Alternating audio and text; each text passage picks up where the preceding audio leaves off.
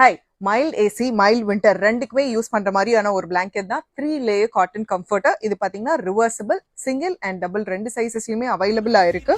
ரொம்ப சாஃப்டா இருக்கும், மெஷின் வாஷபிள் கூட. இதுல இருக்க டிசைன்ஸ் 1 by 1 காட்டுறேன்.